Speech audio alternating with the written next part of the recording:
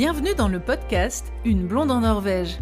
Vous êtes au bon endroit pour tout savoir sur la culture, les traditions, comment bien préparer votre voyage. Je peux vous créer votre séjour sur mesure. Tout savoir pour venir s'installer en Norvège, vous pouvez passer par mon service de session de conseil par téléphone.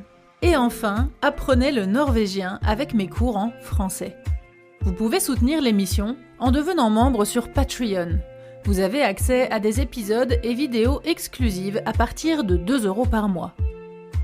Le meilleur moyen pour faire connaître le podcast est d'en parler autour de vous et de partager les épisodes. Vous pouvez également laisser un avis avec des petites étoiles sur Apple Podcast et Spotify. Trouver un logement en Norvège, c'est pas si facile que ça. Et quand on est locataire, on est confronté à pas mal de risques, et j'en ai fait les frais il n'y a pas si longtemps, alors je vous raconte tout.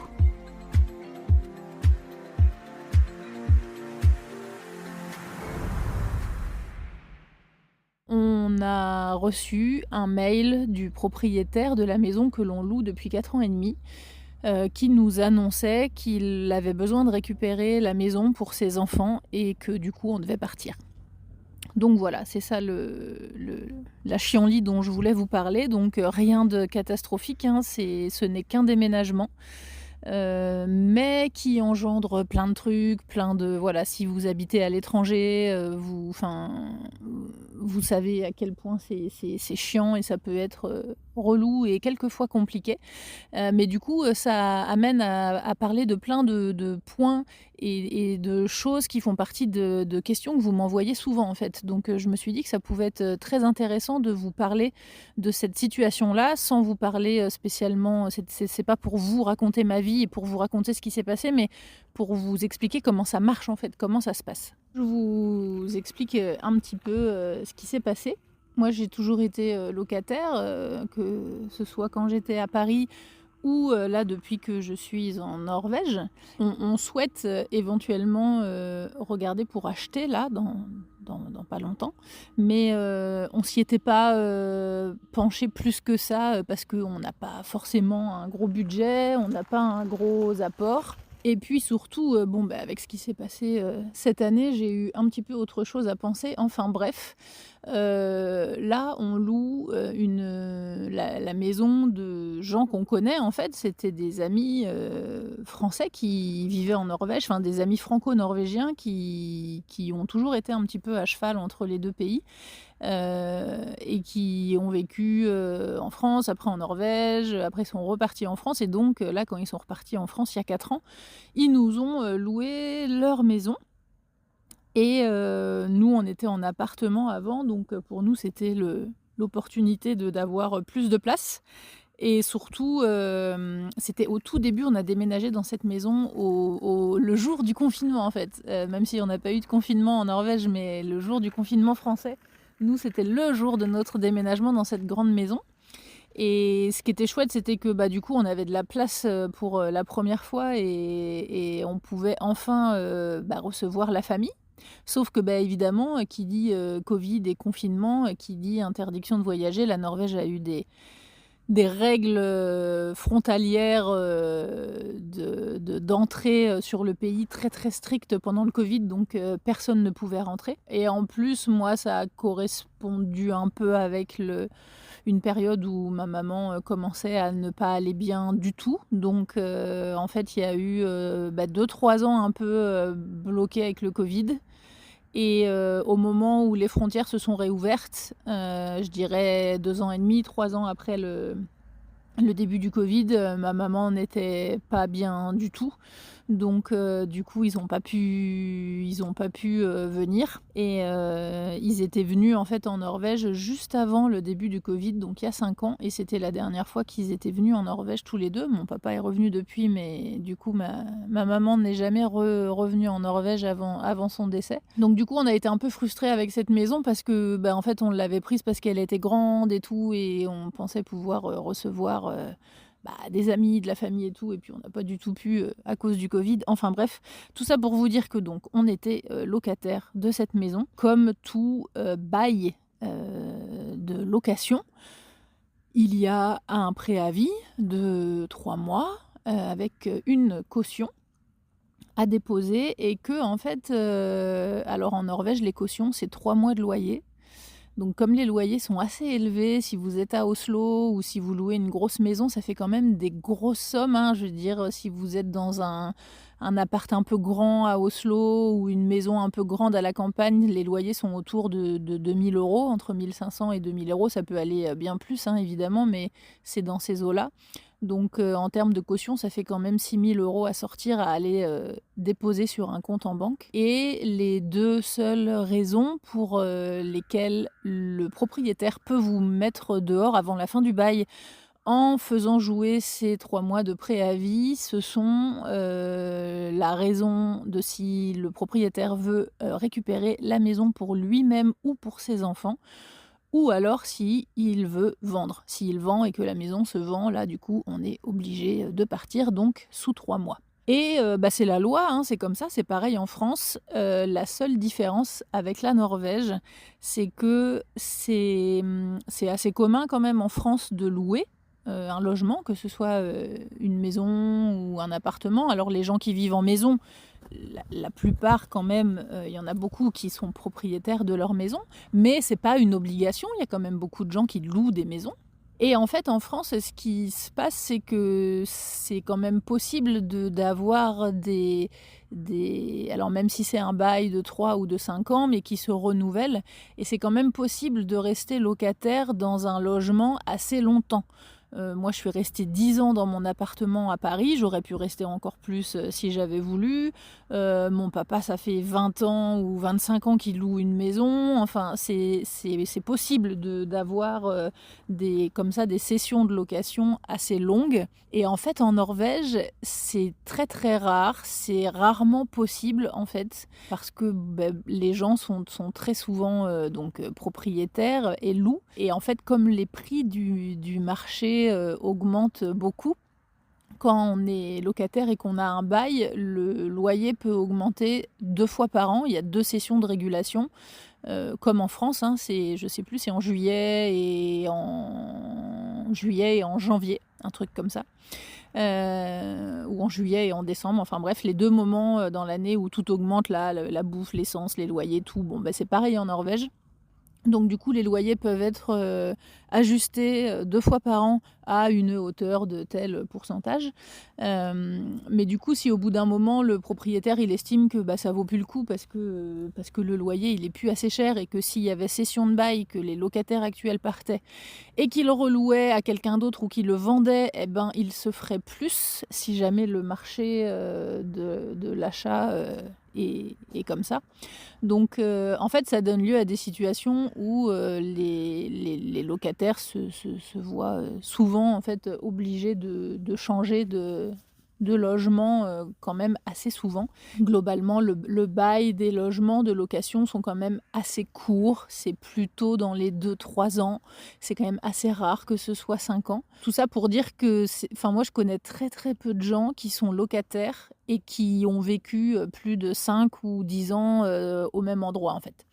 Ils sont très, très souvent obligés de partir parce que, voilà, il y a souvent une des raisons, que je viens de citer là, soit si le propriétaire veut récupérer le logement pour lui ou sa famille, ou, s'il veut vendre. À ce moment-là, les locataires sont obligés de partir, et c'est donc le préavis de 3 mois qui rentre en jeu, et donc on a 3 mois pour partir. Et donc, voilà, nous, on a reçu la bonne nouvelle, un samedi soir, en rentrant de vacances. Je ne sais pas si vous vous souvenez, là, je suis allée en vacances, vers Dagalifiel, là, à l'automne, où j'ai fait pas mal de réels, où j'ai mis des photos et tout.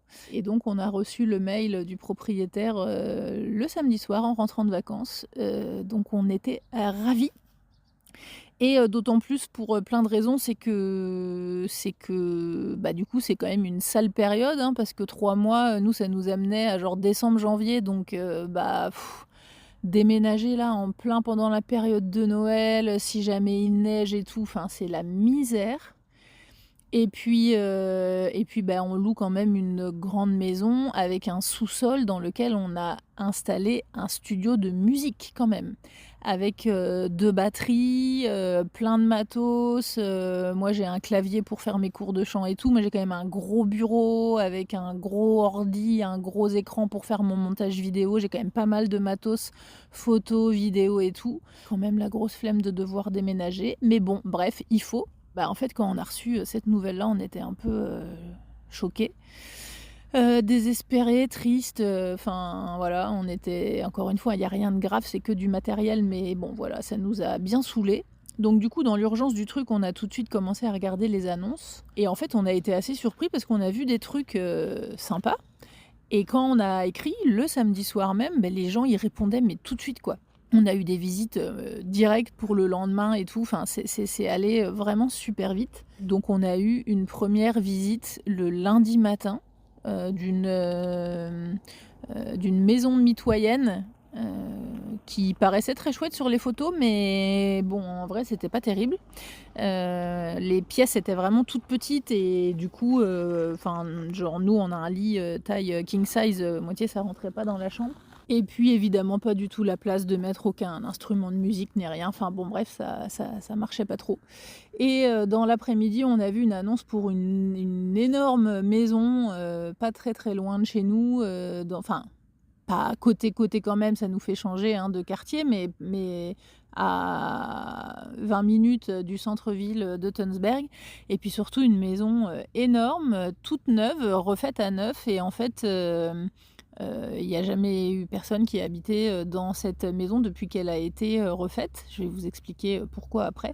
Et c'est une maison avec 2 parties, une maison principale et puis encore de nouveau un appart en bas au rez-de-chaussée. Alors ça c'est la chienlit, je vous explique vite fait la maison là dans laquelle on est, que l'on va quitter. Je dis la vieille maison parce que c'est une maison qui était grande mais c'était une vieille maison en très mauvais état qu'on louait du coup pour pas cher. C'était un peu le deal, c'est pour ça qu'on l'avait prise parce que ça nous permettait d'avoir plus d'espace, mais elle était pas chère parce qu'elle était en très mauvais état.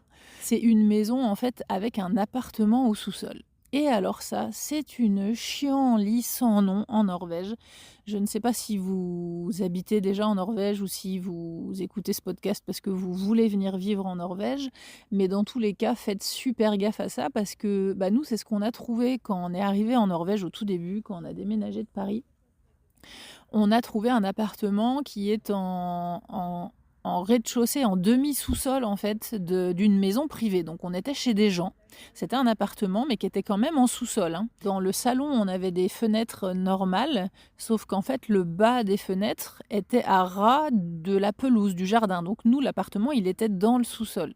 Et dans la chambre, on n'avait pas de fenêtre, c'était un Velux de grenier. Bon, du coup, ça fait quand même un peu cette sensation très oppressante d'être en cave. Enfin, c'est pas qu'une sensation, on est dans une cave. Donc aussi assez humide et tout, enfin bon voilà, c'est du coup donc on a trouvé cet appart quand on est arrivé en Norvège. On s'était dit que ce serait temporaire et qu'on chercherait autre chose après. Et puis en fait les choses faisant que ça a traîné, on est resté et on est resté 6 ans là-dedans. Sauf que du coup c'est quand même un appartement qui est en sous-sol d'une maison dans laquelle vivait une famille de 4 enfants, donc de 6 personnes qui marchent avec des enfants qui courent, donc des bruits de pas assez assommants en permanence, d'autant plus que c'est pas un appartement dans un immeuble, donc c'est-à-dire que l'isolation n'est pas faite en sorte que voilà, c'est je pense moins bien isolé que les appartements d'immeubles. Donc en fait, finalement, je pense que le bruit des pas et tout, c'était encore plus fort que si on était en appartement en immeuble. Et puis avec machine à laver, sèche-linge juste au-dessus de la chambre, donc tous les soirs, parce qu'évidemment une famille de 6, vous pensez bien que les machines, c'est pas une par semaine, c'est 2 par jour. Donc avec la machine à laver en permanence le soir et la nuit, évidemment, aux heures creuses pour payer moins cher. Ensuite, ça enquille avec le sèche-linge. Donc, en termes de bruit, on était quand même assez gâtés, d'autant plus que, en fait, en gros, c'était tout le sous-sol de la maison qui était coupé en 2. Il y avait la moitié du sous-sol, c'était l'appartement que nous, on louait. Et l'autre moitié, c'était du coup de leur côté à eux, et c'était une grande chambre en fait qu'ils avaient fait refaire pour leur fille la plus grande, pour qu'elle ait un peu son espace. Sauf que du coup cette fille-là, elle avait 16 ans, 17 ans quand nous on y était, et du coup voilà, elle faisait des fêtes, elle écoutait de la musique à fond, et évidemment l'endroit où elle écoutait de la musique, c'était juste de l'autre côté du mur en placo où moi j'avais mon bureau, donc impossible de travailler. Enfin bon, bref, vous avez compris l'idée, c'était assez rock'n'roll en fait, hein, en termes de bruit et tout. Donc c'est vrai que pour nous c'était un peu compliqué parce que en fait on partait de Paris, parce qu'à Paris on a eu de très gros problèmes de voisinage dehors, parce que moi j'ai habité 10 ans à Guimauquet, qui est pourtant un quartier qui était censé être assez chouette et assez chic au départ, sauf que c'est un quartier qui s'est très fortement dégradé, où il y avait du trafic de drogue dans la rue en permanence. Nous on avait du trafic de drogue dans l'immeuble, hein. On avait les flics presque tous les jours en bas dans la rue. On a eu la BAC carrément à la maison pour qu'ils aillent chercher les mecs qui couraient sur les toits et tout. Enfin, c'était assez infernal. C'était aussi une des raisons pour lesquelles on a voulu partir. Donc quand on est parti en Norvège et qu'on a trouvé cet appart qui était idylliquement situé, hein, parce qu'on était dans un quartier de ouf, pas loin de la mer et tout, mais l'appartement en soi, c'était pas terrible. Donc bref, au bout d'un moment, on s'est dit, nous on aimerait bien quand même trouver un truc où il y a moins de bruit. Et quand on a eu l'opportunité de prendre cette maison, manque de bol, c'était encore un logement partagé, quoi. Il y avait un appart en bas.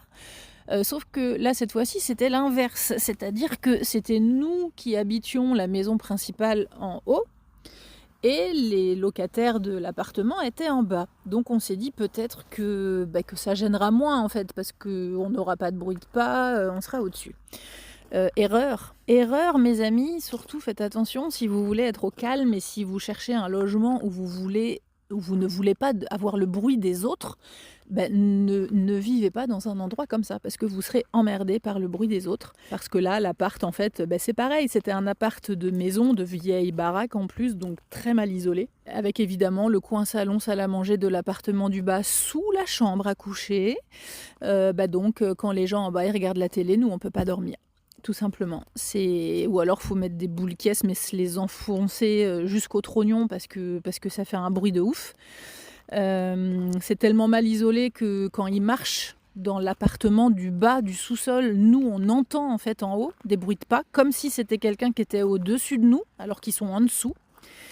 Et puis aussi tellement mal isolé que du coup quand ils font à manger, en bas, avec la hotte, du coup, on a toutes les odeurs de graisse, de steak, d'ail et d'oignon qui montent dans la maison. Donc, pareil, la cuisine, elle est juste en dessous de la chambre. Donc, il y a eu un moment, il y a eu des locataires qui se faisaient des petits déj assez rock'n'roll avec du poisson, de l'ail et tout. Et du coup, ça sentait ça dans la chambre à coucher. Donc c'était sympathique. Donc ça c'est pareil, ça nous a saoulés pendant longtemps, pendant 1 an et demi, et du coup à tel point que nous après on a dit au proprio, c'est pas possible en fait, ça marche pas ta maison là, tu peux pas avoir des gens au-dessus, des gens en dessous, il faut que les gens ils acceptent de vivre, c'est comme si tu vivais en coloc en fait. Et du coup nous ce qu'on avait fait, c'est qu'on avait récupéré l'appart du bas, donc on le payait en plus de la maison, et on avait eu la permission du propriétaire pour le sous-louer en Airbnb. Et puis comme ça, on s'est dit, comme ça va être bientôt la fin du Covid et tout, on va pouvoir recevoir la famille et tout. Enfin bon, bref. Du coup, voilà, on a vécu dans cette maison comme ça. Pendant 2 ans, 1 an et demi, on avait l'appart du bas en Airbnb, mais c'était trop... ça revenait trop cher, et puis c'était trop chiant parce que ça marchait bien. En fait, on avait beaucoup de gens, mais du coup, ça voulait dire beaucoup de ménage. Et moi, je vous avoue qu'avec toutes mes activités, mon copain qui taffe à temps plein aussi et tout, en fait, pendant mon temps libre, ça me faisait un peu chier d'aller récurer les chiottes et de nettoyer la merde des autres. Je me suis dit, avoir un gîte dans un endroit très chouette, quand tu es propriétaire et que c'est ton lieu à toi, je pense que ça peut être sympa. Mais avoir un gîte dans les conditions dans lesquelles nous on était, c'est-à-dire on faisait des améliorations et on entretenait un truc qui n'était pas à nous. Et bon, je vous avoue que moi, faire le ménage des autres et littéralement aller nettoyer la merde des autres, ça m'a saoulée. Franchement, big up aux gens qui sont femmes de ménage et hommes de ménage. On a arrêté de sous-louer cet appart, on a rendu l'appart au proprio. On lui a dit, nous maintenant on ne veut que louer la maison principale du dessus, tu récupères l'appart d'en bas, on n'en veut plus. Finalement, nous, ça faisait longtemps qu'on voulait partir de cette maison pour toutes ces raisons-là, même si, sur les réseaux sociaux, moi je vous montrais aussi un peu peut-être que le beau côté, c'est-à-dire que j'étais contente d'avoir mon potager. J'avais un grand jardin, on avait une belle terrasse qu'on avait bien aménagée et tout. C'est pas du tout pour occulter les vraies choses, c'est juste que j'ai pas non plus envie de passer mon temps à me plaindre sur les réseaux sociaux parce que j'estime que j'ai quand même une vie sympa et que ce serait pas très juste de me plaindre de choses un peu comme ça qui peuvent passer pour des détails. Et donc voilà, on en avait marre de cette maison, on voulait en partir, mais le problème c'est que voilà, on avait envie de commencer à regarder pour acheter, donc on voulait pas se précipiter, on s'est dit, on sait que c'est quelque chose qu'on veut faire à court, moyen terme, on va regarder. Donc on a trouvé une maison le lundi soir. Donc je vous disais tout à l'heure, on a reçu le mail du propriétaire comme quoi on devait partir le samedi soir. Et on a visité une maison le lundi soir et on a dealé, validé le contrat, signé le contrat le mardi. Donc en 3 jours, on a trouvé une nouvelle maison et on déménage donc pile poil 1 mois plus tard.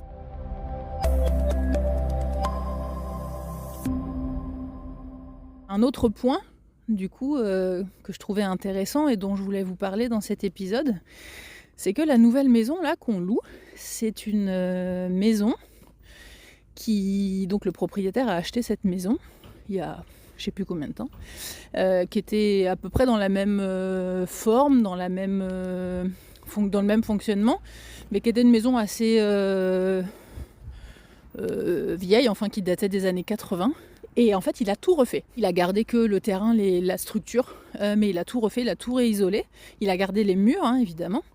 Et il a refait tout. Il a refait le toit, il a refait toute l'isolation, tous les sols, toute l'électricité, toute la plomberie, toute l'eau. Il a tout refait en 2 ans. Donc il a refait cette maison qu'il a essayé de vendre. Et il a essayé de vendre cette maison pendant 2 ans. Et il n'y arrive pas. Parce qu'en ce moment, le marché de l'immobilier en Norvège est une catastrophe. C'est super dur de vendre parce que les taux de rente ont beaucoup augmenté. Donc pour ceux qui peuvent acheter maintenant, du coup ils peuvent acheter. Mais par exemple ceux qui ont acheté il y a 10 ans, il y a 15 ans ou il y a 20 ans, leur taux, enfin leur mensualité à rembourser par mois, elle a presque doublé. Donc ce qui fait que le marché de l'immobilier en ce moment est très très compliqué. Nous, autour de chez nous, il y a beaucoup de maisons à vendre et personne n'arrive à vendre. Alors qu'est-ce qui se passe ? C'est que du coup les propriétaires, en attendant de vendre leur maison, eh bien ils la louent. Sauf que du coup c'est un peu compliqué parce que nous en tant que locataires on se dit ok vous louez, mais la maison, est-ce qu'elle va rester en vente ? Parce que ça veut dire que nous, si on loue là, et que dans 3 mois, ou 4 mois, ou 6 mois, quelqu'un achète la maison, ça veut dire qu'il faut qu'on redégage. On va pas faire que ça en fait. Donc en fait, les propriétaires, ce qu'ils font, certains, mais pas tous, c'est que du coup, ils te disent, j'assure quand même un bail minimum. Donc nous, on a eu 2 ans, un peu moins de 2 ans. Et du coup, voilà, on est à peu près sûr que pendant 2 ans, elle ne sera pas remise en vente, on espère, mais de toute façon il n'y a aucun moyen, on a fait un deal oral et puis il y a un bail, c'est écrit dans le bail. Je me promène près d'un port, alors le bruit que vous entendez en fond c'est un petit bateau à moteur là qui passe. Donc du coup c'était un peu compliqué parce qu'en fait comme nous on cherchait une maison, c'est un peu moins le cas avec les appartements, parce qu'évidemment les appartements, ce qui peut être le cas aussi, il y a beaucoup d'appartements en vente, c'est le même fonctionnement. Mais encore plus pour les maisons. Et en fait, il y a carrément des maisons qui étaient en loc, auxquelles on a écrit dans l'annonce, et où on a expliqué, on a demandé, on a dit comment ça se passe du coup, parce qu'on a vu que la maison, elle était en vente. Donc ça veut dire que c'est un bail court, que si quelqu'un achète la maison, on doit partir. Et du coup, là, ils nous ont dit clairement, oui, c'est un bail court. Du coup, bon, à ces annonces-là, on a dit bah non, c'est mort, on va pas aller s'installer dans une maison de 200 mètres carrés avec le risque de devoir dégager de nouveau dans 6 mois, on va pas faire que ça, quoi. Donc c'est ce qu'on a expliqué au propriétaire de la maison qu'on a trouvée là, en disant que nous, cette maison, c'était le coup de cœur, elle nous plaît à fond, mais que si on s'installe, faut qu'on puisse rester quand même un petit peu, quoi. Qu'on n'a pas envie de redéménager dans 1 an, ou dans 6 mois encore moins. Après, on aura aussi l'opportunité de l'acheter, cette maison, qui je crois est très très très très très au-dessus de nos moyens, donc je pense que ça ne se fera jamais, à moins que d'ici là j'ai vendu des millions de cours de norvégien et que je sois devenue riche, mais je n'y crois pas. Du coup on a trouvé cette grande maison, mais qui encore une fois était une maison principale avec un putain d'appartement en dessous, quoi. Donc le mec il nous fait visiter, en fait l'endroit qui sépare, alors il y a une entrée indépendante pour accéder à l'appartement, mais l'endroit il y a une porte qui sépare au niveau du rez-de-chaussée, il y a une porte qui sépare cet appartement de la maison principale, mais c'est une porte avec juste un petit verrou en fait.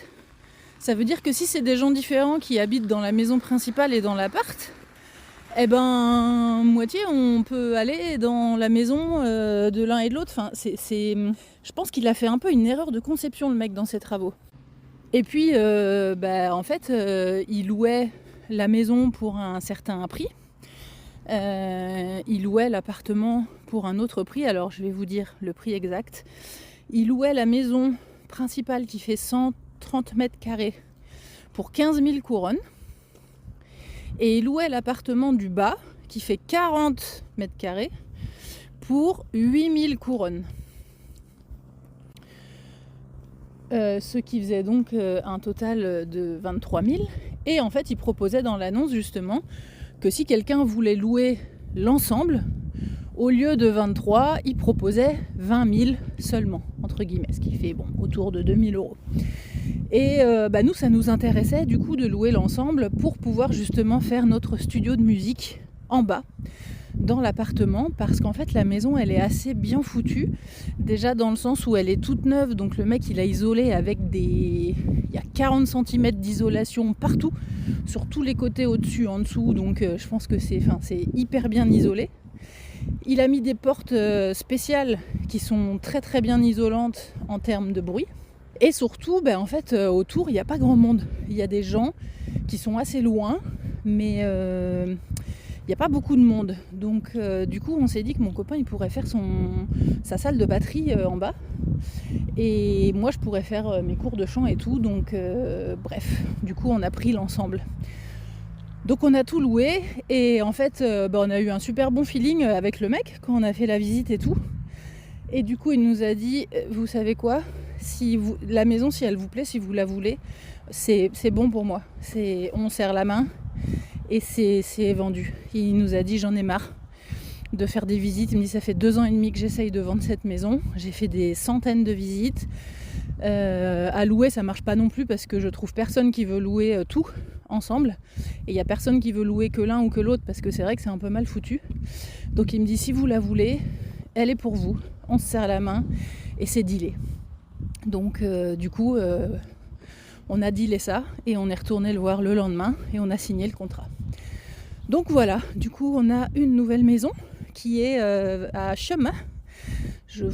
Quand j'aurai déménagé, je vous montrerai où c'est. C'est sur une île à côté de Tønsberg, donc c'est très très chouette.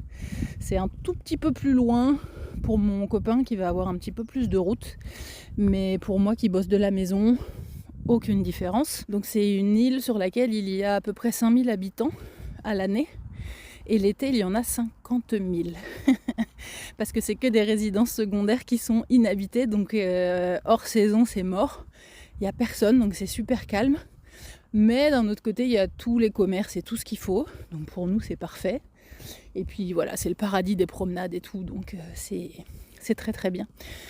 Donc voilà, du coup on va déménager, on a vraiment beaucoup de choses à déménager, donc on va faire moite-moite, on va déménager à peu près la moitié de la maison tout seul.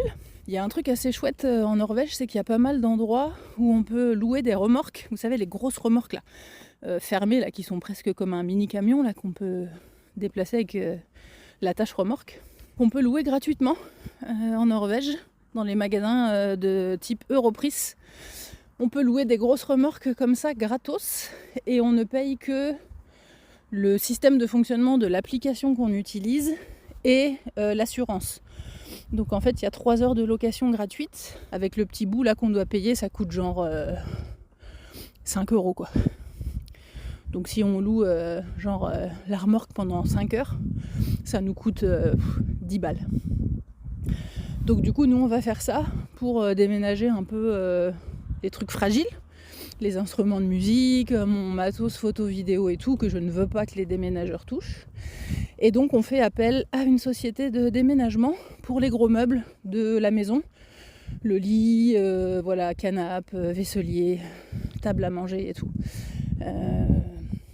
Voilà, donc on déménage le 15 novembre. Et puis, ce qui est très cool, parce que nous on avait peur, comme je vous ai dit au début, que ce déménagement arrive un peu en plein pendant l'hiver. On avait peur qu'il y ait de la neige et tout. Donc là c'est cool parce que ça va être avant le dur de l'hiver. On aura déménagé. Donc là ce qui est très cool avec ce déménagement là, c'est que comme on arrive dans une maison neuve, ça va aller vite parce qu'on va arriver avec nos cartons, on déballe ce qu'il y a dans les cartons, on les met dans les meubles et c'est plié. C'est une maison qui est... donc le monsieur qui a fait les travaux, le propriétaire, du coup il a jamais réussi à la vendre. Donc en fait la maison est neuve, personne n'a jamais vécu dedans. Et c'est une cuisine toute équipée et tout, donc tout est neuf. Y a frigo, congèle, plaque, four, lave-vaisselle, machine à laver, tout. Il ne nous manquera qu'un sèche-linge et un micro-ondes. Donc on va être obligé d'acheter ça. Mais tout le reste est aménagé. Donc du coup je pense que c'est un déménagement qui va aller plutôt vite en fait, malgré le fait qu'on a beaucoup de choses. Donc voilà, comme ça je vais pouvoir réinstaller mon petit bureau, refaire la chambre d'amis pour mon papa.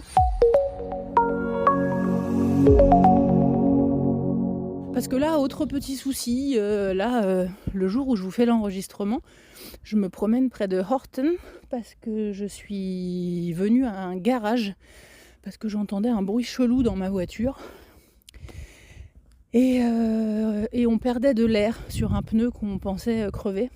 Donc je suis venue dans un garage que je connais bien, là où c'est toujours là que je fais réparer ma voiture. Et donc, verdict, il y a bien une petite pièce cassée dans les roulements, qui n'est pas grand-chose. Mais le pneu qu'on pensait crever, il est mort, il n'est pas réparable. Et là, c'est le contrôle technique. Il faut que j'amène la voiture au contrôle technique qui est tous les 2 ans en Norvège. Et là, le monsieur du garage m'a dit « tes pneus, ils sont morts ». Là, j'ai les pneus hiver sur la voiture. Il m'a dit « ils sont cuits. Si tu vas au contrôle technique comme ça, ça passera pas ». Donc il m'a dit « il faut que tu changes tes pneus ». Donc là, il va m'envoyer un devis la semaine prochaine pour changer les 4 pneus, remettre des pneus hiver, plus réparer cette pièce-là qui est cassée, qui faisait le petit bruit. Alors, autant vous dire que j'ai fait ce matin le virement au propriétaire de la nouvelle maison de 60 000 couronnes de la caution, puisque notre loyer est de 20 000. La caution, c'est 3 mois de loyer. Donc 20 x 3, 60 000. Donc là, on a 60 000 couronnes qui partent sur un compte de dépôt. On va pas tarder à payer le premier loyer de la future maison, donc 20 000 balles. Et là, il faut changer les 4 pneus de la voiture et la petite pièce qui est cassée. Voilà. Donc, on va manger des patates pendant quelques temps là. Ça va être un peu chaud, mais bon. Voilà, c'était ça les petits soucis dont je vous avais parlé au début. 2 petits soucis matériels, ce déménagement, et puis les petits trucs de la voiture là à payer. Donc voilà, rien de catastrophique, rien de grave, mais encore une fois, je pense que si tout ça s'était arrivé il y a 1 an ou 2, je pense que j'aurais été en panique et en stress total. Et là, je me dis, je veux que mon papa, mon copain, ma grand-mère, le reste de ma famille, mes amis proches soient en bonne santé. Je veux être heureuse, j'ai envie de retrouver un petit peu cette joie de vivre que j'ai évidemment un peu perdue. Ça commence tout juste à aller un tout petit peu mieux là. Je me sens très fatiguée, je me sens pas du tout évidemment dans mon état d'avant. Et voilà, surtout quand tout ça s'est passé, j'ai pensé direct au podcast et à vous, et je me suis dit, je sais pas si les gens qui veulent venir vivre en Norvège sont conscients de ça. C'est quand même une des difficultés. Et aussi un autre point dont je vous ai pas parlé, c'est que la toute première fois qu'on est arrivé en Norvège et qu'on a cherché un logement, on ne parlait pas norvégien, donc on a fait en anglais avec le proprio. Et on n'avait pas de numéro d'identité norvégien encore, puisqu'on venait d'arriver.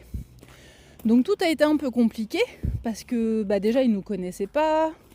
On n'avait pas de revenus évidemment, puisqu'on ne travaillait pas encore, donc on avait des économies.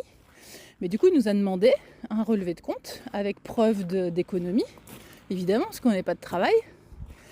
Et le loyer n'était pas énorme, à l'époque c'était 8000 couronnes. Mais il nous a demandé ça. Et puis normalement, la caution, là, elle se verse sur un compte sécurisé qui est un compte à la banque au nom des deux parties, du propriétaire et du locataire. Et en fait, nous, on ne pouvait pas ouvrir ce compte-là la première fois parce qu'on n'avait pas ce numéro d'identité norvégien. Donc le proprio a accepté qu'on lui paye la caution sur son compte perso, et puis qu'on bascule tout ça vers un compte sécurisé plus tard, en fait, quand on aura eu notre numéro. Et il a accepté aussi qu'on lui paye le premier loyer, enfin les 2-3 premiers loyers, depuis notre compte français, puisqu'on n'avait pas encore de compte norvégien. Enfin, c'était un peu compliqué, ça a marché, on a réussi. Le propriétaire a été très conciliant, on a eu un bon feeling avec lui, donc il nous a dit « Ok, moi, je vous fais confiance ». Mais ça peut être une grosse difficulté quand vous arrivez en Norvège et que vous cherchez votre premier logement. Et à l'inverse, là, pour louer cette maison qu'on a trouvée là, le proprio, mais il nous a rien demandé. Parce qu'en fait, moi, ce dont j'avais peur, c'est qu'on est freelance tous les deux avec mon copain. Donc du coup, je me demandais comment il allait nous demander en fait de prouver combien on gagne. Je me suis dit ça peut être compliqué parce que du coup nous on n'a pas de fiche de paye, on n'a pas de contrat de travail, on gagne plutôt bien notre vie, mais c'est pas régulier. Il y a des mois où on gagne le double du mois d'avant, donc ce qu'il faut regarder c'est combien on gagne à l'année. Donc est-ce qu'il va nous demander notre relevé d'impôt? Enfin, je ne savais pas du tout comment ça allait se passer. Et en fait le mec, mais il en avait rien à foutre, il nous a rien demandé. Et genre on s'est serré la main pour valider le contrat. Et à la fin il nous dit « Oh mais merde, je vous ai même pas demandé, vous faites quoi dans la vie ?» Du coup c'était énorme. Et en fait lui il a estimé que si nous on s'engageait à louer une maison qui coûte 20 000 couronnes, c'est qu'on peut les payer en fait. Après évidemment on a tout fait en norvégien. Il a bien vu qu'on avait un petit accent, donc il a bien vu qu'on en a parlé, il a su qu'on était français. Mais il nous a félicité plein de fois pour notre norvégien parfait. Et du coup ça a fait une grosse différence. Donc c'était aussi de ça dont je voulais vous parler, c'est que c'est clair que si vous venez vous installer en Norvège et que vous parlez déjà un peu norvégien, je pense que ça aide beaucoup. Donc là en tout cas pour nous ça a été flagrant par rapport à il y a 10 ans quand on a loué notre premier logement qu'on a fait en anglais, et là où on a tout fait en norvégien, le rapport avec le propriétaire il n'est pas du tout le même. Retrouvez l'émission sur toutes les applications de podcast et en format vidéo sur YouTube. N'hésitez pas à partager les épisodes et à laisser un commentaire sur Apple Podcast ou sur Spotify. Merci à Louise, Eddie et tous les autres contributeurs qui soutiennent l'émission sur Patreon. À bientôt!